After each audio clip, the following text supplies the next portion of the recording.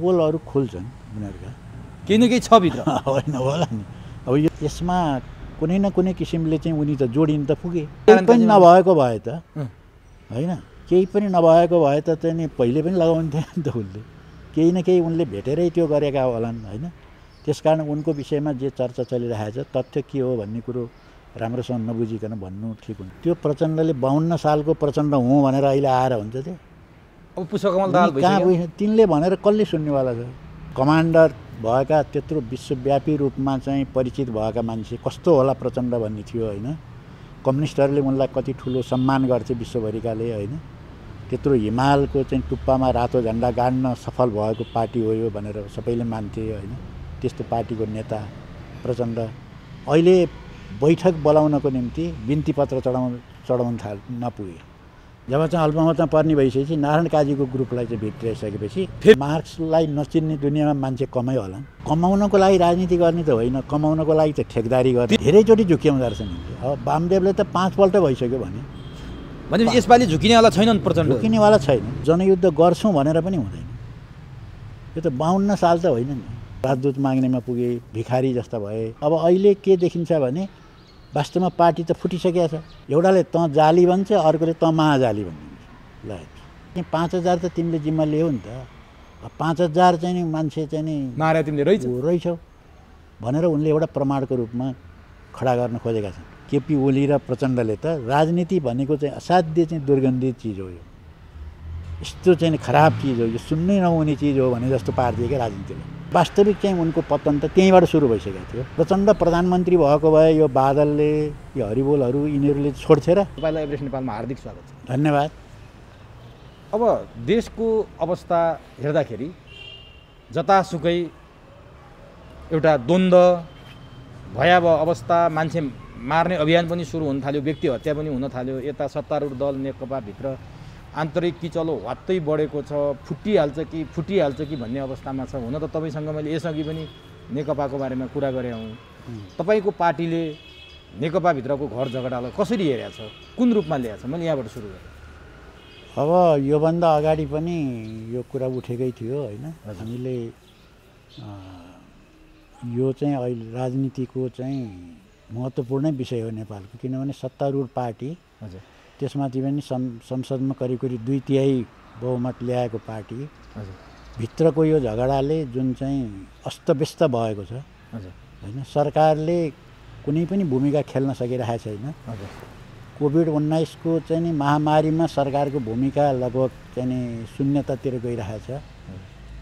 त्यो समेत असर चाहिँ यहाँभित्र भएको चाहिँ जुन झगडाले, किचौलोले चाहिँ यो पैदा गरिरहेछ र अहिले त्यो किचौलो अझै शान्त हुने जस्तो, त्यो समाधान हुने जस्तो पनि देखिएको छैन। त्यसकारण यो महत्त्वपूर्ण विषय बनेको छ र हामीलाई लागेको कुरा के हो भने यो हुनुको कारण चाहिँ के हो भने अब यो पार्टी फुट्छ कि फुट्दैन भन्ने प्रश्न पनि उठ्छ। यो यसको कारण के हो भने यो जुन एकता भएको थियो, एकताको आधारै त्यस्तै थियो। किनभने पार्टी मुख्यतः क्रान्तिकारी पार्टीहरूको बिचमा एकता चाहिँ विचार, राजनीति, आदर्श, सिद्धान्त, जनता, राष्ट्रलाई केन्द्रमा राखेर गरिन्छ। यो एकता चाहिँ केलाई केन्द्रमा राखेर गरेको थियो भने कसरी हुन्छ त्यहाँ सत्तामा पुग्ने। हजुर, सत्तामा पुग्ने र धेरै वर्ष शासन चलाउने। हजुर, शासन चलाएर त्यो देशको शासक बन्ने, हजुर, धनाढ्य बन्ने होइन, अरबपति बन्ने, अनि त्यहाँबाट यो सत्ता चाहिँ सञ्चालन गरिरहने, त्यो उद्देश्यद्वारा प्रेरित भएर एकता गरिएको थियो। आफ्नो एकताको जुन उद्देश्य थियो त्यसमा त एक चरण त त्यो सफलै भयो। झन्डै 2/3 बहुमत ल्याएर शासन गरे, मनपर्दी किसिमले सत्ता सञ्चालन गरिरहेछन्। अब भ्रष्टाचार असीमित बढेको छ। अब देश कङ्गाल हुन आँटिसक्यो। केही मान्छेहरू धनाढ्य हुँदै गएका छन्, सत्तामा भएका मान्छेहरू। त्यो स्थिति त पैदा भयो, तर त्यही भागबन्डा मिलेन। त्यो भागबन्डा नमिलेको कारणले गर्दाखेरि के भयो त भने अब झगडा भयो। तर उहाँहरूसँग कुरा गर्दाखेरि हाम्रो भागबन्डाको कुरै होइन, हाम्रो त सैद्धान्तिक कुरा हो। सैद्धान्तिक कुरामा विभेद भएको हो, भागबन्डा होइन भन्नुहुन्छ। प्रचण्डले बुझाएको 19 पृष्ठको अब केपी ओलीको भाषामा अभियोग पत्र र प्रचण्डको भाषामा प्रस्तावमा त्यही छ। अब केपी ओलीले प्रचण्डलाई फेरि 38 पेजको दिनुभयो, सैद्धान्तिक नै होला नि, डकुमेन्ट नै पेस गरिसकेपछि त होइन। त्यसलाई सैद्धान्तिकरण गर्न त खोज्नु भएको छ, तर त्यो सबैले बुझ्ने गरी त्यो के छ त भने मूलत भागभण्डामा छ हो। त्यहाँभित्र केही सैद्धान्तिक त छँदै छैन, केही राजनीतिक विषयहरू त उठाउन खोजिया छ।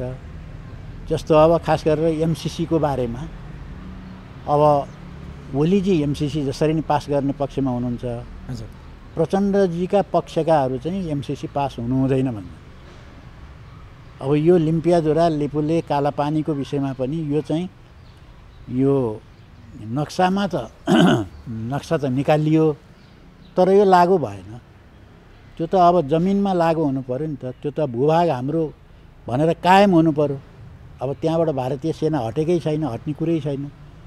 त्यो चाहिँ हट्नुपर्छ भारतीय सेना, र त्यो भूभाग नेपालको चाहिँ हुनुपर्छ, त्यो कायम गराउनुपर्छ भन्नेमा हुनुहुन्छ। ओलीको त्यो पनि देखिएन, किन पछिल्लो चरणमा चाहिँ उनले चाहिँ जब त्यो शिक्षा मन्त्रालयबाट निकालिएको त्यो चाहिँ पुस्तकै चाहिँ प्रतिबन्धित गरिदिइसकेपछि, त्यो सम्बन्धी पुस्तकै प्रतिबन्ध गरिदिएपछि त्यसमाथि आशंका बढ्यो र त्यसपछि वार्ताहरू पनि भइरहेको छैन। तर त्यो पुस्तकमा त्रुटि थियो, छाप्दाखेरि शिक्षा मन्त्रालयले त्रुटि गर्यो, त्यसकारण त्यो पुस्तक वितरणमा रोक लगाएको भनेर चाहिँ नि सरकारले भनिरहेछ। तपाईँहरूले आशंका गरिदिनु भयो कि गोयलको भ्रमण हुँदै थियो, भारतसँग जुन सम्बन्ध कटुता थियो त्यसमा ओलीले लम्पसार गरे, लम्पसारवाद देखाए भन्ने तपाईँहरूको आरोप छ। तर सरकार पक्ष त्यो मान्न तयार छैन। ओलीले त पुस्तकमा प्रिन्टमा मिस्टेक भयो हुनाले हामीले चाहिँ त्यो रोक्या हो भनिरहेछ। होइन, प्रिन्ट मिस्टेक भएर सच्याएर निकाल्थ्यो नि। प्रिन्ट मिस्टेक मात्रै भएको भए, जतिमा प्रिन्ट मिस्टेक भयो प्रिन्ट मिस्टेकै छाप्नुपर्छ भन्ने त हाम्रो नि भनाइ होइन। यदि हो भने त्यसमा सच्याएर फेरि छाप्नु पर्यो नि त। त्यो किन रोकियो? के तपाईँहरूले आशंका गरे जस्तो साँच्चैकै भारतको दबाबमा ओलीले रोक्या हुन्? होइन, त्यही देखिन्छ नि त। खोइ त्यत्रो आलोचना हुँदाखेरि पनि हाम्रो यो होइन, हामी त्यो कुरा गर्दैनौँ भनेर अरू किताब छापेर चाहिँ बाँडिदिन सक्छौँ नि त सरकारले। त्यत्रो आलोचना भइरहेको छ देशैभरि, त्यो थाहा छैन भन्ने कुरा होइन। खै त्यो विषयमा तपाईँहरू पनि त बोल्नु भएन, मौनता साध्नु भयो। तपाईँहरू त्यत्रो मार्च पास गर्नुहुन्थ्यो, लिपुले कालापानी लिम्पियाधुरा हाम्रो सबै हाम्रो हो भन्ने मान्छेहरू त्यो पुस्तक रोकिँदा पनि बोल्नु भएन। गोयलको भ्रमण हुँदा केपी ओलीसँग एउटा गुप्तचरको प्रमुखले आएर प्रधानमन्त्रीको हैसियतमा भेट गर्दा पनि तपाईँहरू चुइक्क बोल्नु भएन। बोल्न त तपाईँहरू पर्थ्यो नि। होइन, हामी त बोल्यौँ, तर बोलेर मात्रै त के हुने रहेछ र? उनीहरूले टेर्दैनन्, बोल्न त नबोलेको होइन नि त। अब ओलीको के छ भने अलिकति हामीले डेलिगेसन गएर अनि त्यहाँबाट प्रतिनिधिमण्डल नै गएर चाहिँ त्यो कुरा गर्न उनले स्वीकारै गर्दैनन् कसैलाई। प्रतिनिधिमण्डललाई उनी टाइमै दिँदैनन् होइन। अनि हामीले वक्तव्यहरू दिने हो, वक्तव्य सीमित हुन्छ फेरि। अब त्यो गोयलको भ्रमणपछि चाहिँ नेकपाको जुन भदौ 26मा आएर मिलेको विवाद, भदौ 26मा त उनीहरू कार्यदलले मिलाएको हो नि, अब मिल्यो भन्ने भएको थियो। जब गोयलको भ्रमण आयो त्यसपछि झन् उत्कर्षमा पुग्यो, झन् चर्क्यो। के साँच्चीकै ओली र प्रचण्डको अहिलेको लडाइँमा भारतीय हस्तक्षेप हो अथवा बाहिरी हस्तक्षेपले त्यो उत्कर्षमा पुग्यो हो? के लाग्छ तपाईँलाई? अब त्यसमा बाहिरी पक्षले भूमिका नखेल्ने भन्ने त कुरै भएन, खेलिरहेकै छ। अब भारतले चाहिँ अब त्यहाँ लस्कर लगाएर चाहिँ अब चाहिँ त्यहाँ कहिले गोयललाई पठाएको छ, कहिले चाहिँ त्यहाँ नरवाणे के अरे प्रधान सेनापतिलाई पठाएको छ, कहिले विदेश सचिव पठाएको छ, अब गृह सचिव पठाएको छ। यिनीहरू पठाइ छ, फेरि अर्को पनि को आउँदैछ, अर्को भाजपाका चाहिँ भाजपाको मान्छे नेता आए, विदेश मन्त्रालयको को आएको छ भन्ने पनि छ, पठाइ छ उसले। हजुर। अब त्यसको साथसाथै फेरि त्यति मात्रै होइन, चिनले पनि त्यत्तिकै भूमिका खेलिरहेको छ। यहीँ एउटी महिला चाहिने अहिले जुन ऊ छन् राजदूत, ती चाहिँ जब यस्तो पर्यो भने ती त घर घरै धाउँछिन् फेरि। तिनले पनि एउटा भूमिका खेलिरहेका छिन् भनेपछि यहाँ बाह्य हस्तक्षेप छैन भन्ने कुरा होइन, बाह्य भूमिका छ यसमा, त्यसले पनि काम गरेकै छ।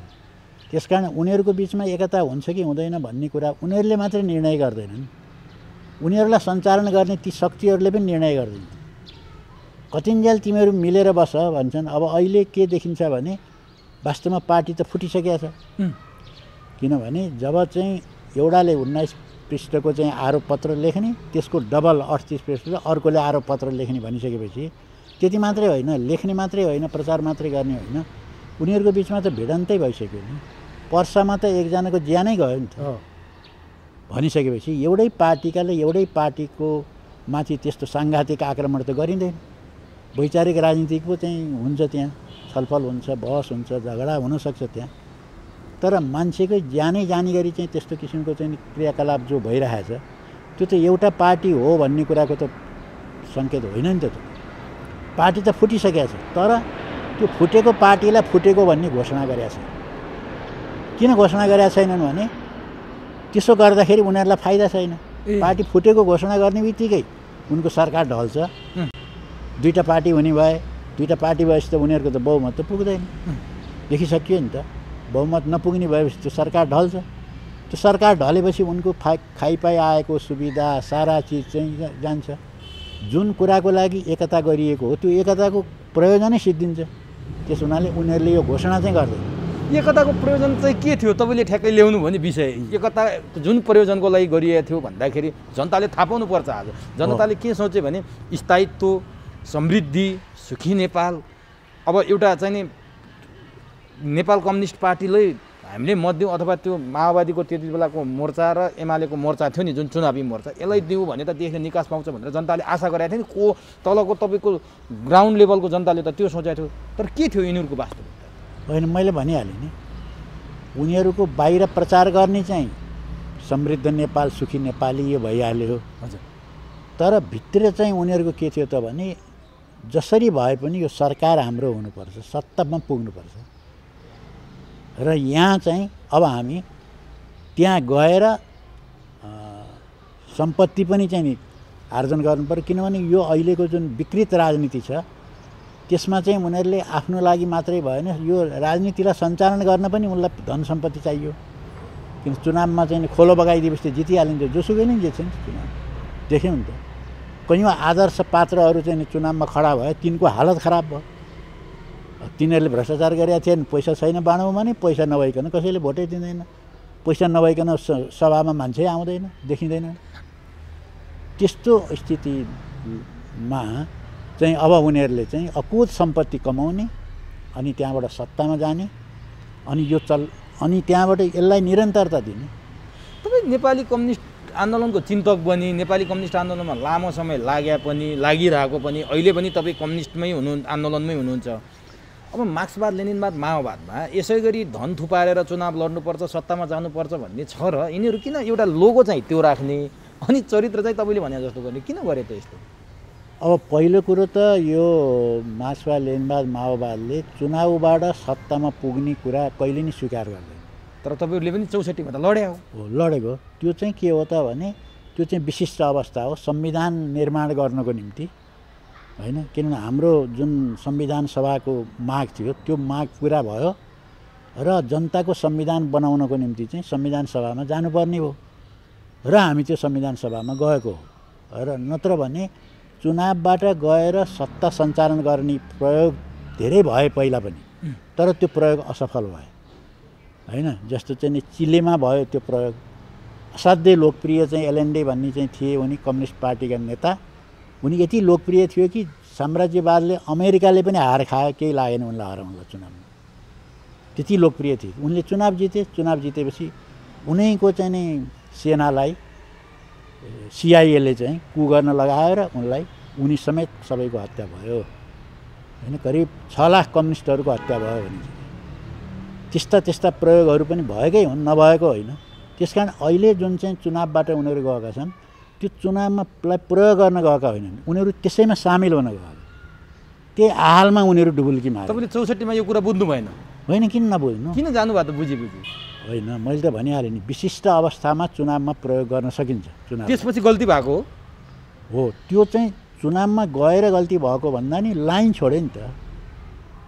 हामीले त लगभग बहुमतै ल्याएको थियौँ त, होइन? ल्याइसकेपछि त हामीले भने जस्तो संविधान निर्माण गर्ने त राम्रो अवसर थियो नि, हामी राम्रो अवसर थियो भनिसकेपछि त्यो अवसरलाई प्रयोग गर्नको निम्ति हामी गएको उल्टै के गरिदियो भने आत्मसमर्पण गरेर त्यसलाई नै उल्टाइदिए उनीहरू। तपाईँहरू उल्टो प्रयोगमा प्रयोगमा पर्नु भयो। प्रतिक्रियावादीहरूले प्रयोग गरिदिए, प्रचण्ड प्रयोग भए।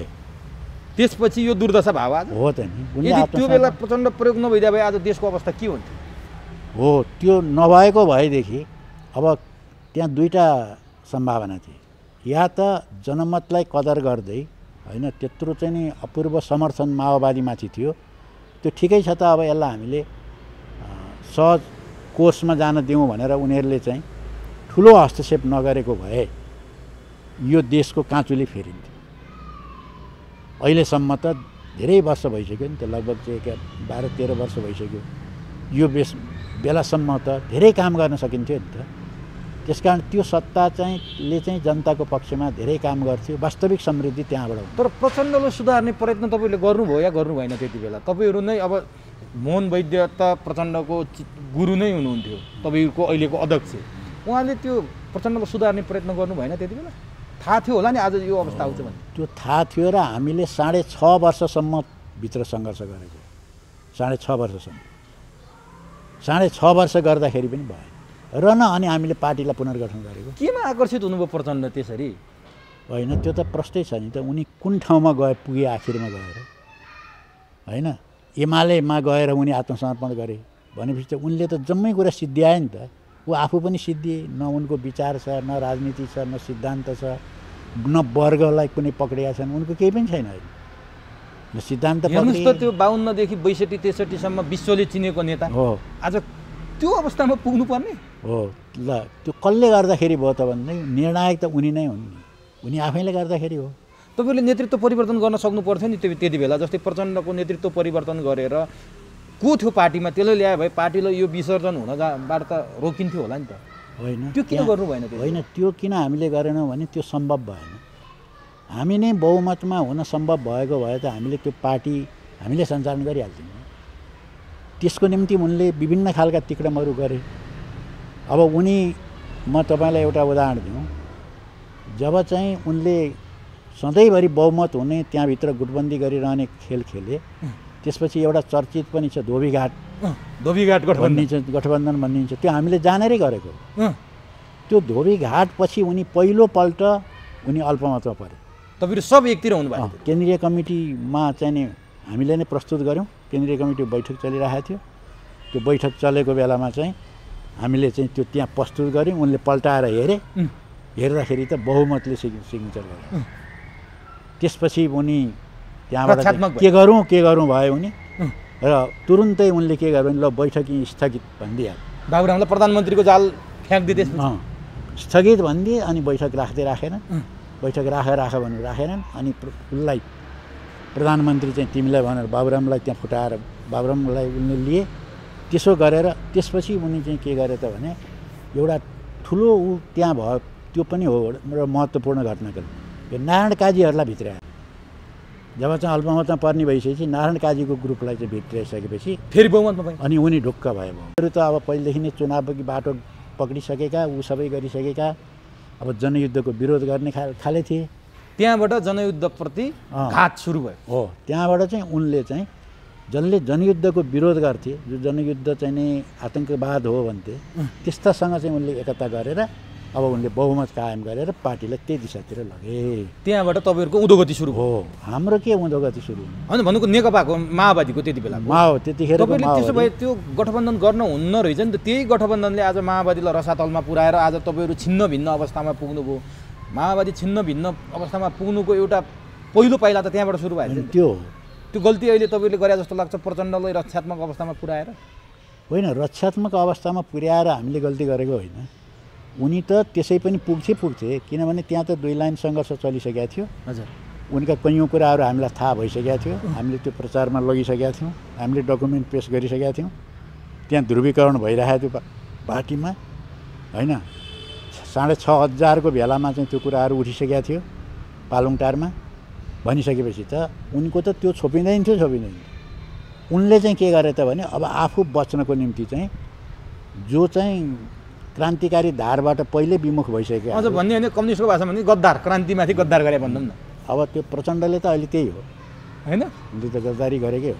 अब नि अहिले ओलीको अवस्था पनि त्यस्तै देखियो नि। धोबीघाटमा तपाईँहरूले प्रचण्डलाई जहाँ पुर्याउनु भएको थियो, अहिले ओलीलाई स्थायी कमिटीमा पनि ओली अल्पमतमा छन्, सचिवालयमा पनि ओली अल्पमतमा छन्, केन्द्रीय कमिटीमा पनि ओली अल्पमतमा छन्। के ठ्याक्कै त्यही अवस्था हो ओलीलाई अहिले? होइन, ओली र उसको अहिले त्यसमा वैचारिक सैद्धान्तिक राजनीतिक बढी थियो त्यो धोबीघाटमा। यसमा चाहिँ के छ त भने यहाँ चाहिँ जस्तो पटक पटक चाहिँ धोका दिए भन्ने छ।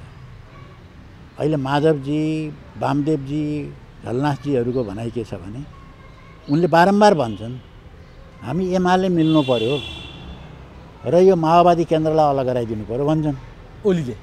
र उनीहरूले पत्याउँदैनन् किनभने पटक पटक त्यही नारा दिएर झुकिआए, धेरैपल्ट झुकिआए। वामदेवलाई त 5 पल्ट भइसक्यो भन्छन् वामदेव।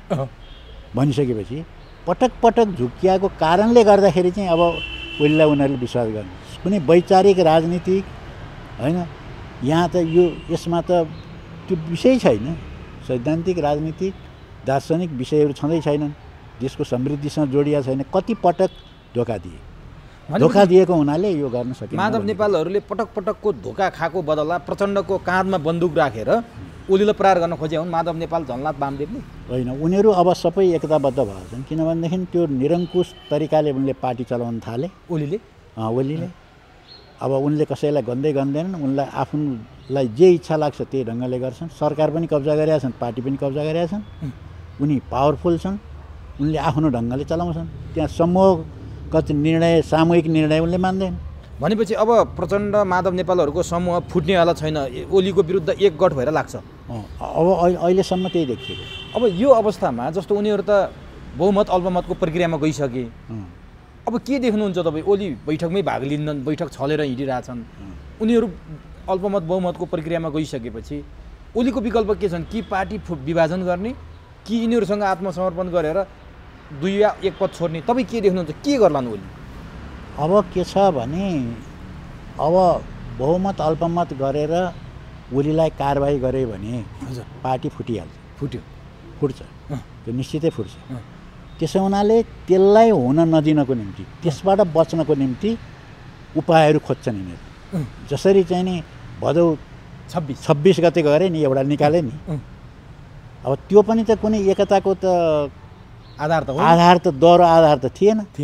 त मान्छेहरूले त्यही भनेका थिए युद्ध विराम हो भनेको थियो। युद्ध विरामै साबित भयो त्यो। वास्तवमा त्यो कुनै एकता थिएन। त्यो त्यस्तै एउटा ल्याउँछन्, फेरि त्यस्तै 6-8 जनाको ल्याउँछन्, 9 जनाको बनाउँछन्, कतिजनाको बनाउँछन्, एउटा नौटङ्की गर्छन्। किनभने त्यतिखेरै चाहिँ थाहा भएको थियो कि 6 जनाको प्रतिवेदन यो आउँछ भन्ने पहिल्यै थाहा भइसक्यो थियो। त्यसैको निम्ति प्रायोजित थियो त्यो। अहिले त्यस्तै किसिमको केही गर्छन् यिनीहरूले। अब एउटा त्यो गर्नको निम्ति बिचको बाटो पक्रिने अहिले पनि आइरहेछ। दुईटैलाई मिलाएर एउटा बनाउनु, दुईटै प्रस्ताव एउटै बनाइदिनु। अनि उनीहरूलाई एकले अर्कोले अस्वीकार गरेका शब्द झिक्दिने त्यहाँबाट है, त्यो अस्वीकार नगरेका शब्द राखिदिने र यही हो हाम्रो एकताको महान एकता भन्ने, ऐतिहासिक काम गऱ्यौँ भन्ने, अनि सारालाई ठग्ने। अब एउटा त्यो तरिका अपनाउन सक्छन् यिनीहरू। तर उनीहरूले अन्तिमसम्म चाहिँ यो फुटको घोषणा गर्ने स्थिति चाहिँ नआओस् भनेर यिनीहरूले जे पनि गर्छ। यिनीहरूले बाहिर हेर्दा झगडा जस्तो देखाउने, तर फुट्ने पक्षमा दुवै पक्ष छैनन् नि। स्वार्थ त्यो उनीहरूको चाहिँ नफुट्दाखेरि स्वार्थ पुरा हुन्छ नि। किनभने फुटेपछि त सत्ताको रस स्वादन गर्न त पाइएन, चाख्ने चाट्न त पाइएन। त्यो यिनीहरूले बुझिया छन्। हो, एकदमै राम्रोसँग बुझिया। तर जनतामा यो भ्रम किन देखाइरहेछन् झगडाको? भोलि चुनाव त लड्नु पर्ला नि, यिनीहरू त झगडा गर्ने, नमिल्ने, विकास नगर्ने, यसो गर्दा त विकास त सम्भव छैन, समृद्धि सम्भव त छैन। भोलि जनतालाई भन्ने के त यिनीहरूले गएर? अब यस्तो हुन्छ कि जनतालाई पनि यो चुनाव भनेको कस्तो हो भने त्यो भोट हाल्ने बेलामा ठगिदिएपछि पुगिहाल्छ 5 वर्षको लागि। त्यही बेलामा ठगेर भोट त्यहाँ बाकसमा परिसकेपछि सिद्धियो जनताको काम। कामै छैन नि त्यो जनताको।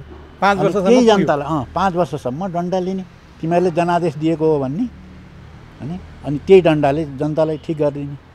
चुनाव भनेको यिनले बुझेका छन् नि। त्यो चुनावको बेलामा एउटा हुइम फैलाइदिने, कहिले राष्ट्रवादको हुइम फैलाइदिने, देशभक्तिको हुइम फैलाइदिने, कहिले विकासको हुइम फैलाइदिने। फेरि अब धेरैले भनिरहेका छन्, विज्ञहरूले पनि भनिरहेका छन् यो चुनावै के चुनाव हुन्छ र? किनभने मासुवाद कसले खुवाउँछ, लुगा कसले बाँड्छ, भेस्ट कसले दिन्छ, पैसा कसले नगद हातमा कसले थमाइदिन्छ, त्यसैको चुनाव हुन्छ भन्छन्। अब त्यो त सत्तामा गएर सबै उनीहरूले थुपारिहाल्छ। त्यसो भए यिनीहरू दुईटा हुँदैनन्। अब सकेसम्म हुँदैन। तर अब ओली दुईटै पद नछाड्नेमा दृढ छन्। उनका भनाइहरू त्यसरी आइरहेछन्, कुनै पनि हालतमा 2टा पद छोड्दैन, बरु मध्यावधि घोषणा गर्छु, बरु संसद विघटन गर्छु, सङ्कटकाल लाउँछु भन्नेसम्म उनले धम्की दिएका छन्। यिनीहरू चाहिँ ओलीलाई यो बेला पनि ठेगान लाइएन भने, फलाम तातेको बेला आकार ल्याइएन भने भोलि चुनावको बेला पनि विवाद त हुने नै हो। त्यति बेला पार्टी विभाजन भयो भने शक्ति सञ्चय गर्न सकिन्न, हामी कमजोर हुन्छौँ। तर ओलीलाई यही बेला चाहिँ नि सबै ठाउँ हाम्रो बहुमत पुगेर ओलीलाई ठेगान लाउनुपर्छ भनेर ओली निकाल्ने अनि पार्टीले चाहिँ आफ्नो कब्जामा ल्याउने तयारीमा छन् भनिन्छ। यो सत्य होइन? होइन, यो कुरो सत्य हो। त्यो गर्न खोज्छन्, एउटाले अर्कालाई थकाउने गलाउने होइन। ओली कहिले बहिष्कार गरिदिने, कहिले गइदिने, कहिले चिठी लेखिदिने, यो गरेर भने पनि अब यो पनि सम्भावना छ कि यस्तो लिङ्गरिङ गर्दै गएर यिनीहरूले 2-2.5 वर्ष यस्तै गरी चलाउन नि सक्छ। पार्टी त फुट्दैन नि। देश, नेपाल कम्युनिस्ट पार्टी, नेकपा, जनता सबै बन्धक हुने भयो नि त। बन्धक, उनलाई के मतलब त्यो बन्धकको? यिनलाई के मतलब छ बन्धकको? हेर्नुहोस् त, नत्र भने कोरोना भाइरसले यत्रो महामारी फैलेको बेलामा मान्छेहरू भोकभोकै हिँडेका छन्। एक साग खान पाइए हुन्थ्यो भन्ने छन्, ती जनतासँग मतलब छैन उनीहरूले है। कोरोनाको उपचार हामी गर्न सक्दैन भन्ने, यो अहिले खोप ल्याउँदैछन्, खोप ल्याउन पनि यहाँ प्राइभेट कम्पनीहरू खोज्दैछ। प्राइभेट कम्पनीले ल्याएर खोप चाहिँ दिने रे, हेर्नुहोस्, संसारमा कहीँ पनि नभएको कुरा। अरू ठाउँमा निःशुल्क खोप वितरण हुँदैछ। खोप भनेकै निःशुल्क दिने हो नि, महामारीको खोप संसारमा त्यस्तै हुन्छ भनेपछि अहिले त्यो खोपको लागि प्राइभेटहरूलाई दिनुपर्छ भन्नेसम्म कुरा आइसकेपछि देशको हालत त्यस्तो छ। यिनलाई के चिन्ता छ? त्यसको त केही पनि मतलब छैन, त्यो एजेन्डामै छैन यिनीहरूको। त्यो छ त त्यो 19 पेज र 38 पेजमा केही छँदैन। तर त्यही विषयमा छलफल गर्न खोजेको ओलीले चाहिँ प्रचण्डको प्रस्तावले अस्वीकार गरिदिए। प्रचण्डको प्रस्तावलाई अराजनैतिक, पार्टी विभाजनको जग भन्दै हामीले त कोभिडको विषयमा छलफल गर्न खोजेका थियौँ भनेर प्रचण्डहरू भन्छन्। अनि त्यो आरोपमा चाहिँ एउटाले अर्कालाई जाली झेली भनेर आरोप लगाएका छन्, तल्लो स्तरका शब्द प्रयोग गरेका छन्, गुटबन्दी गरेको, भ्रष्टाचार गरेको प्रचण्डले त्यत्रो आरोप लगाइसके। अब यो तल्लो स्तरको आरोप लगाएर त्यसरी प्रचण्डले अर्को अध्यक्षलाई भन्दा यी दुईजना चाहिँ के गरी मुख हेराएर गरी पार्टीमा बस्ने भन्नेसम्मको बहस हुन थाल्यो। त्यसलाई कसरी लिनुभएको छ? होइन, उनीहरूलाई त खोइ त त्यस्तो चाहिँ भएपछि अब यो झगडातिर अब म छैन, यसले जनतालाई फाइदा गरेन, राष्ट्रलाई नि फाइदा गरेन भनेर कसले भन्न सक्यो त? कसैले भन्दैन। लडेकै छन्। उनीहरूको त कामै त्यही हो, उनले गरे राजनीति अब गर्ने नै त्यही हो। त्यो तल्लो स्तरको शब्द प्रयोग गर्ने हो र त्यो लेभलको नेताहरूले जाली झेली भनेपछि हामी कस्तोले चलाएको देशमा रहेछौँ भनेर जनताले प्रश्न उठाउन थाले। बुझ्छन् नि, भनेपछि त्यहाँसम्म गइसके। मैले अघि नै भनिहालेँ नि, यिनीहरूको एउटा पार्टीको जस्तो त केही पनि छैन। एउटाले त जाली भन्छ, अर्कोले त महाजाली भनिदिन्छ। ल अब त्यो कि एउटा जाली एउटा महाजाली त हो रहेछ नि त। त्यत्रो लेभलको आफ्नै पार्टीको सर्वोच्च ठाउँमा बस्ने मान्छेले त्यो आरोप लाउँछ भने त त्यो त ठिकै होला भन्ने कुरा आउँछ नि त। भनिसकेपछि अब उनीहरूको हत्यै भइसक्यो, त्यहाँभित्रको लडाइँमा मान्छेहरूको ज्यानै गइसक्यो। मैले भनिहालेँ त्यसको अर्थ त के हुन्छ भने पार्टी एउटै छैन भन्ने बुझिन्छ, तर पार्टी एउटै भइरहेछ। यो के भएको भन्ने बुझिन्छ। अब नि अर्को कुरा मैले त्यहाँ जान्न खोजेँ, जस्तो प्रचण्डले त केपी ओलीलाई भ्रष्टाचारी भने, भ्रष्टाचारको संरक्षण गरेको भने, गुट गरेको भने, प्रचण्डको अपमान गरेको भने, पूर्व माओवादीलाई लखेट्नै खोजेको भने, त्योसम्म प्रचण्डले आरोप लगाए। केपी ओलीले 5000को जिम्मा ल्याएको विषयमा कुरा उठाए। जनयुद्धका कमान्डरको चाहिँ सम्पत्ति छानबिन हुनुपर्छ भन्न थाले। हिजो छोरीलाई मतपत्र च्यातेर चुनाव जिताएको त्यो स्तरको आरोप लगाउन थाले। प्रचण्डले त भलै पार्टी मिलिसकेपछि भएका कमजोरीहरूलाई आरोप पत्रको रूपमा बुझाएका छन्, त्यो गैर राजनीतिक अराजनीतिक भए पनि। तर केपी ओलीले त हिजो जनयुद्ध भएको विषयदेखि अहिले पार्टीमा भएको त विषय नै उठाएका छैनन् भने त यो विषय त तपाईँहरूसँग पनि जोडिने भयो नि त। यसलाई कसरी लिनुभएको छ? होइन, यो उनले त्यो त प्रचण्डले 5000को जिम्मा म लिन्छु भने फेरि त्यो भने के भने हो? त्यो पनि त उनको भनाइ छ नि। हामी यो चाहिँ शान्ति प्रक्रियालाई हामीले निष्कर्षमा पुर्याउनु पर्छ भन्ने अहिले पनि हाम्रो भनाइ हो होइन। त्यहाँबाट यो झुट्टा मुद्दाहरू जुन छन् त्यो चाहिँ खारेज हुनुपर्छ। त्यहाँबाट यो शान्तिपूर्ण तरिकाले यसको समाधान निक्लिनुपर्छ भन्ने हाम्रो भनाइ हो। र अहिले चाहिँ एक पक्षलाई आरोपित गरेर दण्डित गर्ने कुरा भनेको त्यसले चाहिँ के हुन्छ भने शान्ति प्रक्रिया उल्टिन्छ। त्यसो भए त्यस्तो गर्नु हुँदैन भन्ने हाम्रो भनाइ हो। त्यो त आफ्नो ठाउँमा हाम्रो छँदैछ।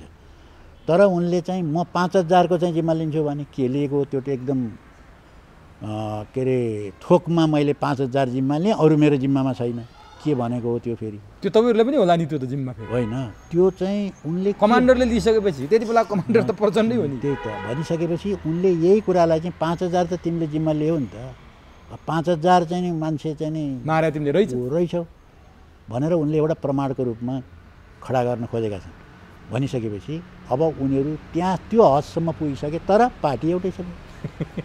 ल हेर्नुहोस् त, यो काहीँ नभएको जात्रा हाँडी गाउँमा भनेको चाहिँ यो उखान चाहिँ नेपालमा यस्तो राम्रोसँग चरितार्थ गरेका छन् यिनीहरूले। अब उनीहरूको बाहिर आम जनसमुदायले चाहिँ उनीहरूलाई वास्तवमा घृणा गर्छन्। उनीहरूको पोल खोलाखोल भएपछि त सबै कुरा थाहा भयो नि त जनता। तर एउटा अचम्मको कुरा, जस्तो प्रचण्डले पार्टीभित्र एकता भइसकेपछि केपी ओलीका कमजोरीहरूमा प्रश्न उठाए, ल ठिक छ, तर केपी ओलीले किन हिजो जनयुद्ध सुरु हुने बेलादेखिको त्यो सँगै पार्टी नहुने बेला जुन प्रचण्डले छोरी जिताएको त विश्वव्यापी भइसक्यो मतपत्र च्यातेर भन्ने त सबैलाई थाहा छ। त्यस्ता विषय केपी ओलीले पार्टी एकता गर्नुभन्दा अगाडि उठाउनु पर्थ्यो कि आज पार्टीमा अप्ठ्यारो पर्छ? त्यस्तो व्यक्तिसँग किन एकता गर्यो त केपी ओलीले? केपीसँग नि त प्रश्न उठ्यो नि। अब उठ्यो त्यसको जवाफ पनि त केपीले दिनु पऱ्यो नि त। त्यस्तो मान्छेसँग किन पार्टी एकता गरेको? अनि आफ्नो अनुकूल हुँदा चाहिँ नि मान्छे राम्रो हुने, आफ्नो प्रतिकूल भयो भने मान्छेलाई दुध कार्ने, यो राजनीतिमा राजनीतिक ठानिन्छ यो कुरा। यो उनीहरूको राजनीति हो। राजनीतिलाई नै उनीहरूले दुर्गन्धित बनाइदिए क्या यिनीहरूले। केपी ओली र प्रचण्डले त राजनीति भनेको चाहिँ असाध्य चाहिँ दुर्गन्धित चिज हो। यो यस्तो चाहिँ खराब चिज हो, यो सुन्नै नहुने चिज हो भने जस्तो पारिदिए क्या राजनीतिले। कम्युनिस्टहरूलाई त गरे होइन, कम्युनिस्ट भनेको त संसारमा सबभन्दा खराब भनेकै कम्युनिस्ट हुने रहेछ भने त बनाए पार्न खोजे यिनीहरूले। राजनीति नै दुर्गन्धित। राजनीतिलाई पनि उनीहरूले त्यही हालतमा पुर्याइदिए। कुपात्रहरू चाहिँ यहाँ आएपछि त्यस्तो हुँदो रहेछ। अब के देख्नुहुन्छ? प्रचण्ड तपाईँको हिजोको नेता पनि हो, सहकर्मी पनि हो।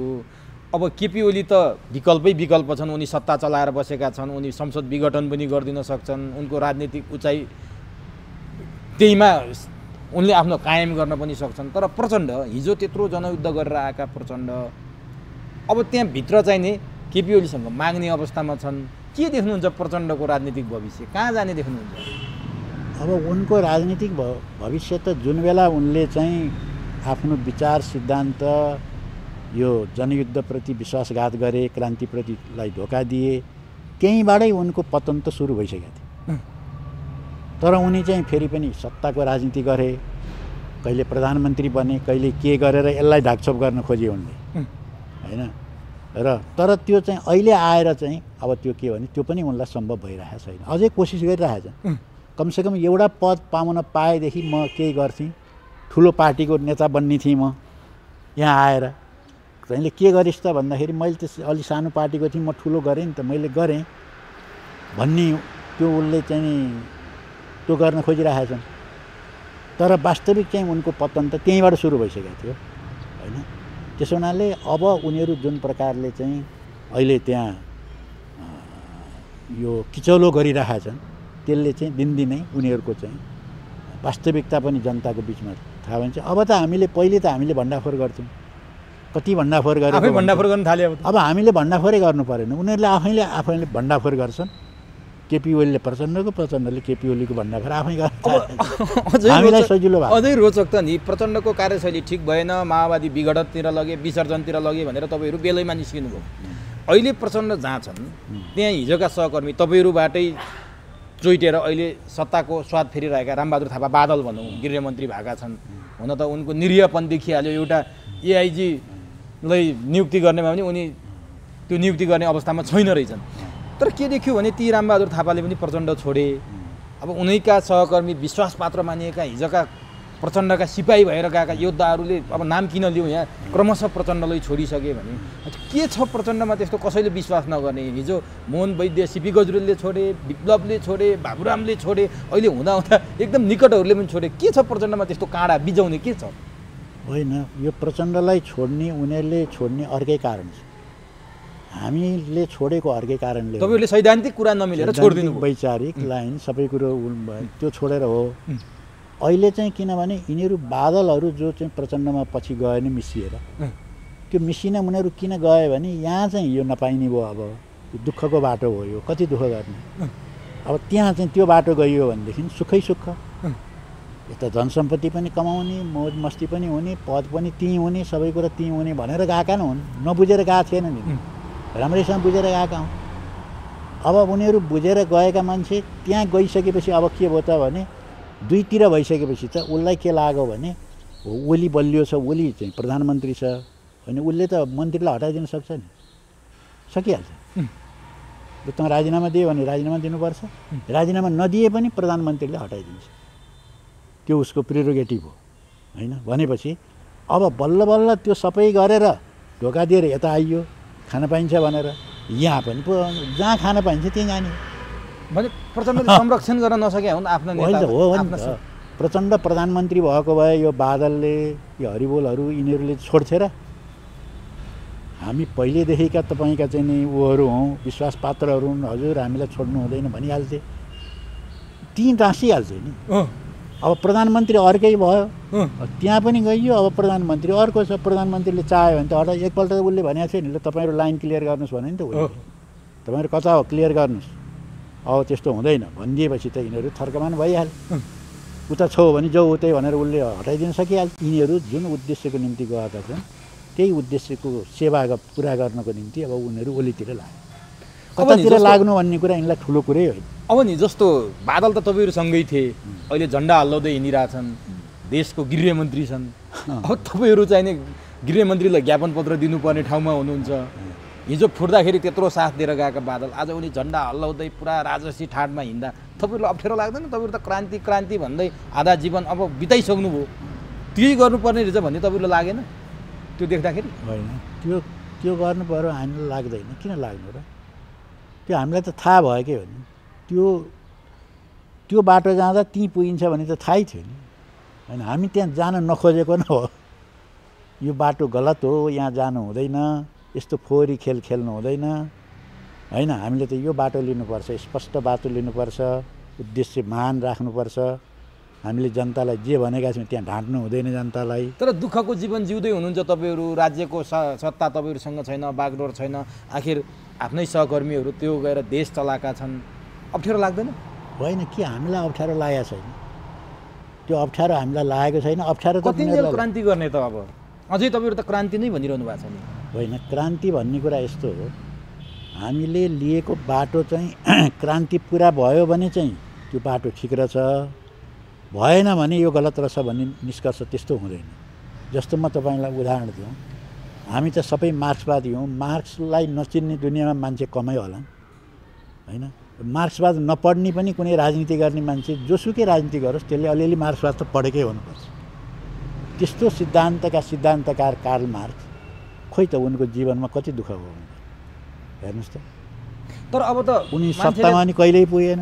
मान्छेले त त्यो कुरा त अब त त्यो कुरातिर ध्यान दिँदैन। मान्छेले भौतिक सुख खोज्दो रहेछ, मान्छेले चाहिँ नि माथिल्लो पदमा गएर सबैलाई चाहिँ नि निर्देशन दिने, सबलाई रैती बनाउने खोज्दो रहेछ। अहिले त त्यही देखियो, त्यत्रो 10 वर्ष नि युद्ध गर्नुभएकै हो तपाईँहरूले, अझै पनि क्रान्ति पुरा भएको छैन भनिराख्नु भएको छ।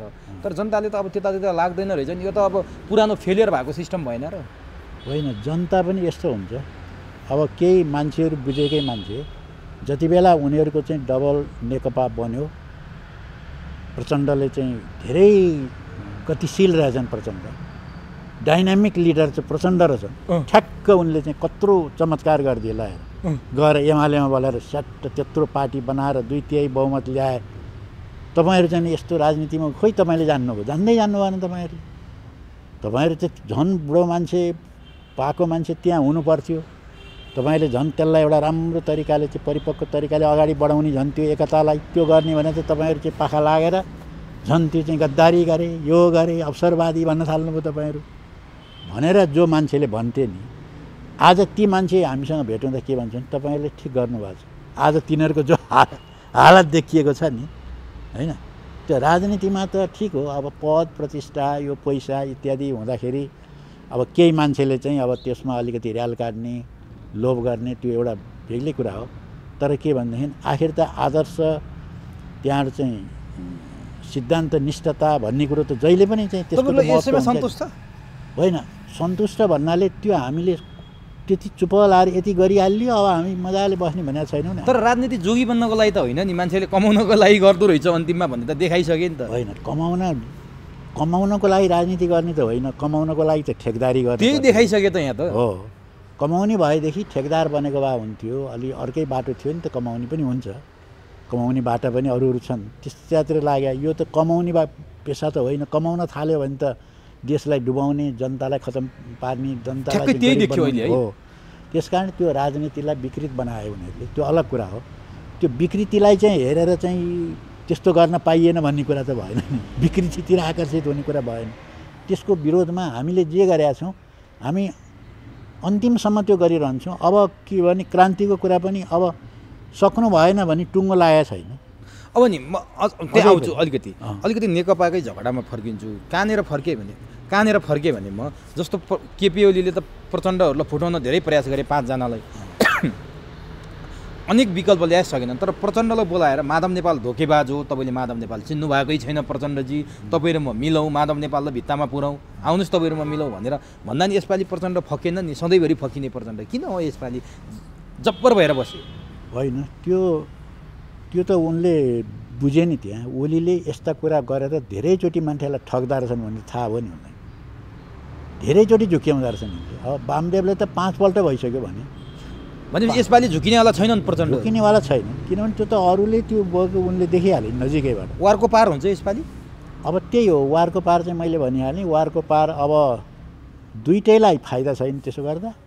त्यसो हुनाले कुनै न कुनै किसिमले यसलाई चाहिँ अहिले पनि जोडिराख्छन् कि भन्ने लाग्छ।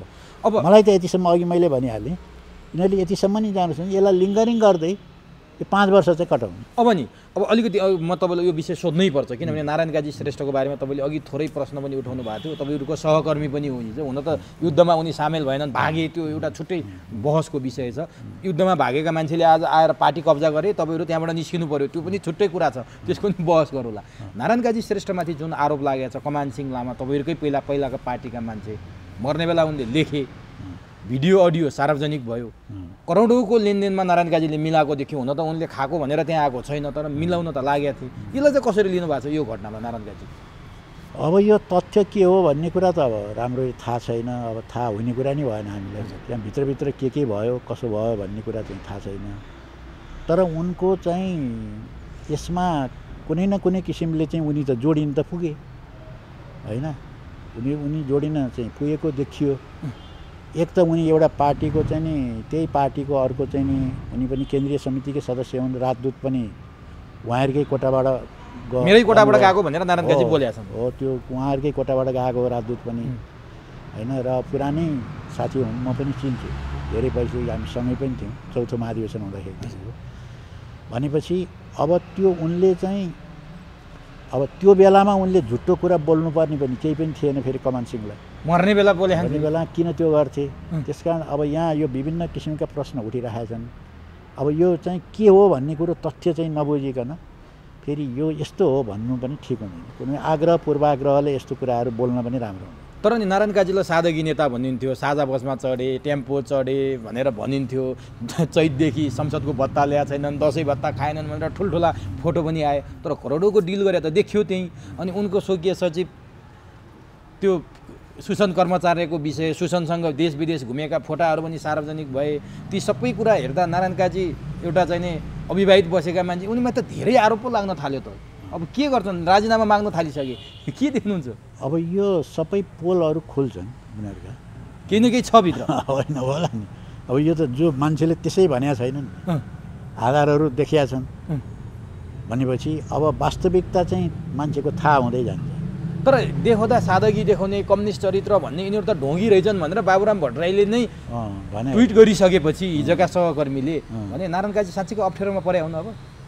अब उनीलाई जे होस् प्रश्न उठ्यो उनको बारेमा, किनभने यति बेलासम्म उनले जुन ढङ्गले चाहिँ बाहिर फेर आफूलाई प्रोजेक्ट गरिरहेका थिए, त्यो मान्छेले चाहिँ त्यसलाई ठिकै होला भन्ठानेका थिए।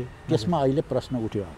तर कतिपयले के भन्छन् भनेपछि बालुवाटारले प्रचण्डको ग्रुपलाई कमजोर बनाउनलाई नारायण काजीलाई सग्यो। हिजो गोकुल बास्कोटाको 70 करोडको काण्ड प्रचण्डहरूले उठाइदिएको थिए, 8 करोडको चाहिँ बालुवाटारले केपी ओलीको संरक्षणमा भाव भन्छन्। तपाईँलाई लाग्छ त्यस्तो?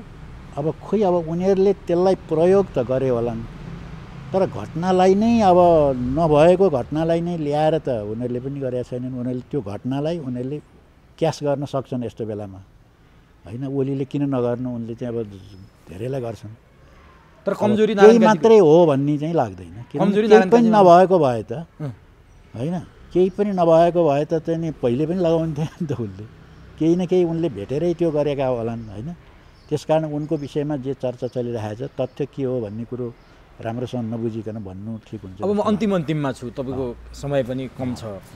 जस्तो विप्लव तपाईँहरूसँगै काम गर्नुभएको हिजो, अहिले विचारको हिसाबले प्रचण्डहरूभन्दा विप्लवसँग तपाईँहरू नजिक हुनुहुन्छ। अब हिजो 52 सालमा जसरी हिंसात्मक युद्ध सुरु भएको थियो, अहिले विप्लव नेतृत्वको पार्टीले पनि विराटनगरमा एकजनाको हत्या गरिसकेपछि, मोरङमा एउटा हत्या भइसकेपछि अब मान्छेहरू अलिक डराउन थालेका छन् कि 10 वर्ष फेरि आउने हो कि जनयुद्धको दोस्रो सिक्वेल फेरि सुरु हुने हो कि व्यक्ति हत्या सुरु भयो भन्ने भइरहेछ। यसलाई कसरी लिनुभएको छ? के साँच्चीकै त्यो ठिक थियो त्यो काम? अब त्यो तरिकाले हुँदैन भनेर त हामीले पहिल्यै भनेको। विप्लवजीसँग हाम्रो त्यही कुरामा मतभेद हो नि त। किनभने हामीले अहिले त्यो जनयुद्ध गर्छौँ भनेर पनि हुँदैन। यो त 52 साल त होइन नि। अनि यत्रो फरक परिसक्यो। यो चाहिँ 20 वर्ष चाहिँ ठ्याक्कै बितिसक्यो होइन। भनिसकेपछि अब 20-25 वर्षमा संसारमा जुन परिवर्तन भयो, राजनीतिक आर्थिक दृष्टिकोणले, हरेक दृष्टिकोणले परिवर्तन भयो। नेपाली समाज पनि त्यो 52 सालको समाज छ र छैन? जुन बेला हामीले जनयुद्ध सुरु गरेका थियौँ, हामीलाई राम्रोसँग थाहा छ कि कुनै खासै इलाकामा गएर हामीहरू चाहिँ भूमिगत बस्दा पनि के गर्थ्यौँ भने त्यहाँबाट सुराकीहरू बाहिर जाने ठाउँमा चाहिँ कन्ट्रोल गरेपछि हामी मजाले त्यहाँ भन्छौँ। अनि बाहिर अरूलाई हेर्दाखेरि यिनीहरू कस्तो सकसले बसेका होलान्, दुलाभित्र पसेर खाल्डो खनेर बसेका छन् कि जस्तो हुन्थ्यो। तर हामी त्यस्तो गर्दैनथ्यौँ। किनभने खास इलाकामा चाहिँ जाने ठाउँ निश्चित हुन्थे, दुर्गम इलाकामा त्यहाँका सञ्चारका साधनहरू केही पनि हुँदैन थिए। अनि सुराकीहरू त्यहाँ बाहिर जान नपाएपछि त अब उसले कहाँबाट थाहा पाउँछ?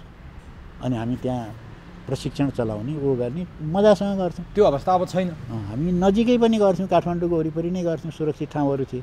अहिले भन्नुहोस् त त्यो हामीले कन्ट्रोल गरेर सुराकीलाई बाटोमा कन्ट्रोल गरेर कहाँ साध्दैछ? सबैकोमा मोबाइल छ, सबैको खल्तीमा मोबाइल सबैको खोजिदिने भने मान्छेले विरोध गरिहाल्छ। त्यति सजिलो भएको छ हामीलाई मोबाइलको। किन हामीलाई चाहिँ यसो मोबाइल खोज्छौँ? सुविधा दिने भने त पार्टीले त झन् भएको पनि खोज्ने भन्ने कुरा आइहाल्छ। भनेपछि अहिले हामीले त्यो ढङ्गले सुरक्षितै बस्न सक्दैनौँ होइन। मैले एउटा कुरो उदाहरण मात्र दिएको भनेको अब अहिले त परिस्थिति धेरै परिवर्तन भइसकेको छ। त्यसकारण हामीले पहिल्यै खालको जनयुद्ध गरेर अब हुँदैन। हामीले विप्लवजीसँग भनेको पनि त्यही हो, हामीले नयाँ ढङ्गले गर्नुपर्छ। त्यसकारण हामीले अहिले हाम्रो चाहिँ फौजी जुन कार्यदिशा नै हामीले बदलेका छौँ नि त अहिले होइन। हामीले विद्रोहको चाहिँ कार्यदिशा हुनुपर्छ भनेका छौँ। त्यसकारण हामी त त्यसको असहमत हौँ। त्यो गलत काम हो विप्लवको होइन, त्यो हामी त्योसँग सहमत छैनौँ। त्यसलाई अब नि जस्तो विप्लवसँग गोपाल किरातीले त एकताको घोषणा गरिसक्नुभयो। अब लगभग उहाँहरू एकताको चरणमा हुनुहुन्छ। मसँग पनि कुरा गर्नुभएको थियो गोपाल किरातीले। अब बिस्तारै मोहन वैद्यहरूलाई पनि हामी यो ठाउँमा ल्याउँछौँ भन्नुभएको थियो। यो अवस्थामा तपाईँहरूको सम्भव छ विप्लवसँग एकता? होइन, त्यो त गोपालजीले हामीलाई लगिरहनु पर्दै परेन। गोपालजी हाम्रो पार्टीमा आउनुभन्दा पहिल्यै हामी विप्लवसँग आएको मान्छेलाई अब हामीलाई के लानु पर्यो र उहाँले लानै परेन। तर उहाँहरूकै एकता कति हुने हो भन्ने पनि त्यो एउटा प्रश्न छ होइन। उहाँले चाहिँ त्यो उसको खपतको लागि भन्नुभएको हो कि के हो पनि मलाई त्यो पनि थाहा छैन है। तर चाहिँ हाम्रो जहाँसम्म कुरा छ, हाम्रो त विचार, राजनीति, सबै कार्यदिशा सबै नमिलिकन त पार्टी एकता हुँदैन। त्यो सम्भव छैन विप्लवसँग? होइन, अहिले नै सम्भव छैन। अहिले जुन उहाँहरूको पोजिसन छ त्यो यथावत राखेर हामीले हाम्रो पोजिसन यथावत राखेर पार्टी एकता हुँदैन। तर तपाईँहरूले 21 दलको एउटा मोर्चा बनाउनु भएको छ, विप्लवहरूलाई लगाएको प्रतिबन्ध हटाउनुपर्छ भनेर आन्दोलित हुनुहुन्छ। के गरिरहेछ तपाईँहरूको 21 दलको मोर्चाले? त्यो तपाईँहरू नै हुनुहुन्छ त्यसको मुख्य, के भइरहेछ? अब अहिले त्यो 22 दलको मोर्चा भएको छ। त्यो मोर्चाले त यही हो अहिले त्यहाँ गर्ने भनेको यो अहिलेको राष्ट्रिय स्वाधीनताका विषयहरूलाई उठाएको छ, जनताका जनजीविकाका विषयहरूलाई उठाएको छ, कैयौँ दमनहरू, यो प्रतिबन्ध इत्यादि कुराहरूको विरोध गरेको छ होइन। यिनै कुराहरूलाई उठाउने खालको यहाँ त राजनीतिक पार्टी र मञ्च पनि भइरहेको थिएन। अब कम्युनिस्टहरू ठुल्ठुला पार्टी भनेको चाहिँ सत्तामा छँदैछन्, तिनले उठाउने कुरा भएन। काङ्ग्रेसले उठाउँदैन होइन। त्यो त सहयोग उनीहरूको चाहिँ दलाल पार्टी जस्तो भएको छ। भनेपछि त जनताका इस्यु त कसले उठाइदिन्छ अब भन्ने अवस्था भइरहेको बेलामा हामीले 22 दलहरू मिलेर चाहिँ के गरेका छौँ भने यी इस्युलाई हामीले उठाएका छौँ। अलिकति जनदबावहरू सृष्टि गरेका छौँ होइन। अब आन्दोलनै हुने अवस्थामा पनि अब यसले आन्दोलनको भूमिका खेल्नुपर्छ र यसलाई अलिकति अप गर्नुपर्छ पनि भन्ने पनि हाम्रो छलफल चलिरहेको छ। अब नि जस्तो यो प्रचण्ड नेकपामा अप्ठ्यारो परिरहँदा कतिपयले मोहन वैद्य, बाबुराम भट्टराई, विप्लव प्रचण्डहरू जो हिजो फुटेर गएका जनयुद्धका ती शक्ति थिए, ती एक ठाउँमा ल्याउनलाई प्रचण्डले पहल गर्नु पर्यो, त्यो आवश्यकता भयो भनेर सामाजिक सञ्जालमा देखिन्छ। र प्रचण्ड जस्तो पनि निर्णय गर्न सक्ने क्षमता, चमत्कारिक निर्णय गर्न सक्ने क्षमता भएका मान्छे हो नि, यो अवस्था पनि कुनै दिन निर्णय गरे भने अचम्म मान्नु पर्दैन भन्ने आकलन पनि भइरहेछ। त्यो सम्भावना कति छ? तपाईँहरू फेरि ठ्याक्कै एक ठाउँमा आउने सम्भावना छ? अनि त्यो प्रचण्डले गरेर त्यो कसले मान्छ? त्यो प्रचण्डले 52 सालको प्रचण्ड हुँ भनेर अहिले आएर हुन्छ त्यो? अब पुष्पकमल दाहाल भइसक्यो। तिनले भनेर कसले सुन्नेवाला छ? विप्लवले पनि सुन्नेवाला छैन, हामी नै सुन्नेवाला छैन। कहाँ पुगिसक्यो ऊ, होइन? एमालेसँगमा गएर चाहिँ त्यहाँ बिलाय भएर, होइन? यहाँ यत्रो तमासा उनले देखाइसके, अब पनि लु मेरा पुरानो साथी कहाँ कहाँ छन् खोज्नु पऱ्यो भनेर हुन्छ र त्यो हुँदैन। त्यो असम्भव हो। त्यो असम्भव हो। उनले यदि भनेका हुन् भने त्यो चाहिँ के भने अब त्यहाँ अरूलाई तर्साउनलाई, लौ यसले के नगर्ने भयो भनेर त्यहाँ प्रेसर खडा गर्नको निम्ति चाहिँ हुन सक्ला त्यो, होइन? त्यसलाई प्रयोग गरेको। तर व्यवहारमा उनी र हाम्रो कहाँ मिल्नै सक्दैन नि, कुनै हालतमा मिल्न सक्दैन। विप्लवहरूसँग मिल्न सक्दैन, धेरैसँग मिल्न सक्दैन उनको। भनेपछि केही पनि नमिल्ने भइसकेपछि चाहिँ अनि पुराना साथी हुँ भनेर राजनीतिमा यसरी चल्दैन। अब तपाईँ विदेश विभाग पनि हेरिसकेका मान्छे भयो हुनाले केपी ओलीको भारत भ्रमणको तयारी हुँदैछ अरे निकट भविष्यमा भन्ने पनि सञ्चार माध्यममा आयो। भारतसँग त्यो हदमा पुगेको अवस्था, अब केपी ओली भारत सामु चाहिने अब लम्पट परे अथवा के हिसाबले, अथवा त्यही गोयलले मिलाएर भयो कि केले सम्भव भयो? निकट भविष्यमै भ्रमण गर्दैछन् रे भारत।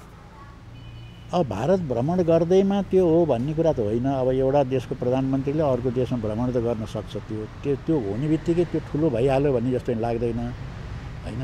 तर केपी ओलीले चाहिँ भारतसँग आत्मसमर्पण गर्दै गएको कुरा चाहिँ त्यो चाहिँ सही हो।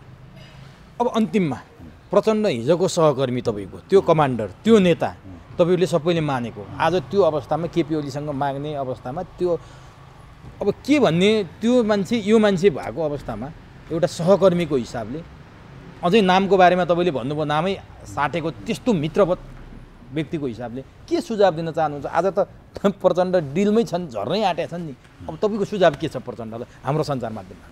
अब यो उनी त अब पुगिसक्यो, तपाईँले भन्नुभएको, उनी त्यत्रो डिलमै छन्। कमान्डर भएका, त्यत्रो विश्वव्यापी रूपमा चाहिँ परिचित भएका मान्छे कस्तो होला प्रचण्ड भन्ने थियो, होइन? कम्युनिस्टहरूले उनलाई कति ठुलो सम्मान गर्थे विश्वभरिकाले, होइन? त्यत्रो हिमालको चाहिँ टुप्पामा रातो झन्डा गाड्न सफल भएको पार्टी हो यो भनेर सबैले मान्थे, होइन? त्यस्तो पार्टीको नेता प्रचण्ड अहिले बैठक बोलाउनको निम्ति बिन्ती पत्र चढाउन नपुगे। अस्ति ओलीलाई त बिन्ती पत्रै हाल्यो नि त, राजदूत मेरो चाहियो भनेर राजदूत माग्नेमा पुगे, भिखारी जस्ता भए। त्यो सबैको निर्णायक कारण चाहिँ उनी आफै नै हुन्।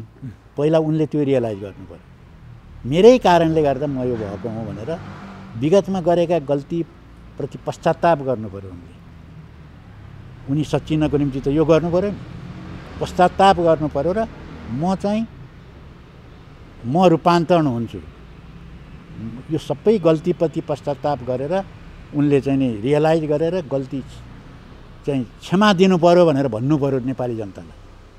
त्यसपछि भविष्य हो, त्यसपछि अनि उनको बारेमा कति उनी बदलिए कति बदलिएनन् अनि हेरौँला। अब अहिले त उनी प्रधानमन्त्री, यही सरकारको प्रधानमन्त्री बन्ने दौडमा छन्, अहिले पनि यही प्रतिक्रियावादी पार्टीको नेता बन्ने दौडमा छन्। अनि तिनलाई हामीले के सुझाव दिने? सुझाव दिने ठाउँमै छैनन् तिनी। अत्यन्त महत्त्वपूर्ण भनाइ राखिदिनु भयो यसलाई तपाईँलाई। हस्।